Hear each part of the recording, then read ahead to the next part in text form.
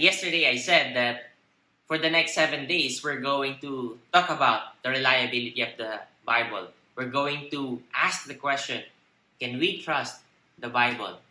And yesterday, we talked about authorship. We have established that this book is the Word of God. Today, we're going to talk about authority. If we believe that God exists, and we affirm that the Bible, is the Word of God, then this means that this has inherent authority. What does it mean by inherent authority? That means this in itself has authority. For example, I mentioned yesterday that what if the teacher said something, an instruction, and then another student quoted it, made a quotation out of what the teacher said. Then, the quotation that the student said has authority in itself because the authority does not come from the student who made the quotation. The authority comes from the teacher who said the words, who gave the instructions. In the same way, if God spoke and human authors wrote it down, the authority does not come from humans. The authority comes from God Himself who said the words. Human authors merely wrote it down. That's what it means by inherent authority. This book in itself has authority because this is the Word of God.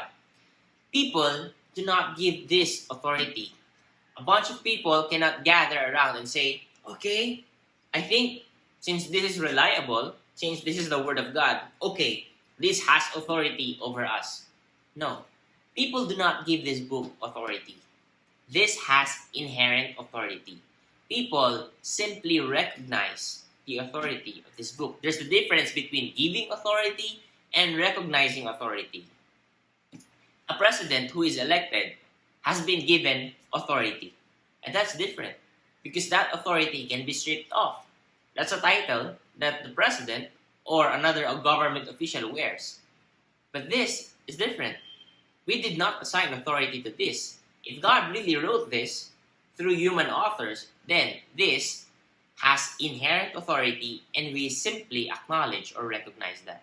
In our present world, presidents take their oath by placing one hand on the Bible, right? Witnesses do that too. Before they swear that they're telling the truth or nothing but the truth, they raise their right hand and then place their left hand over the top of the Bible.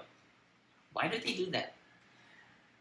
Why do presidents take their oath by placing their hand on the Bible? And why do witnesses have to put this to pressure them to tell the truth? You know why? Because this has inherent authority.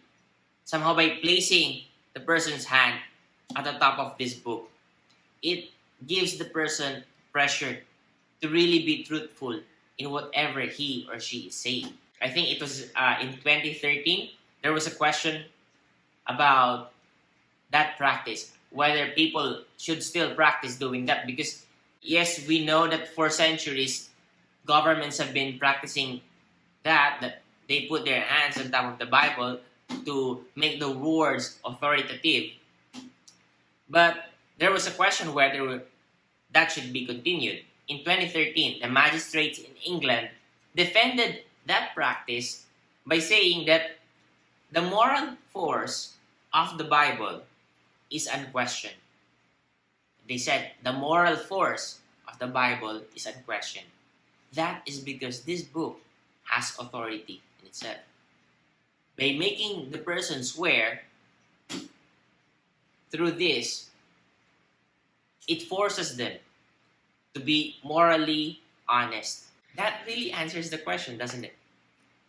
Can we trust the Bible? Yes, we can trust the Bible because it has inherent authority to command morality, to command truthfulness, to command righteousness. And for more than 2,000 years, this book has changed many lives. That makes it very much reliable. So, we can trust this and we can depend our lives and our behavior and our morality on this one.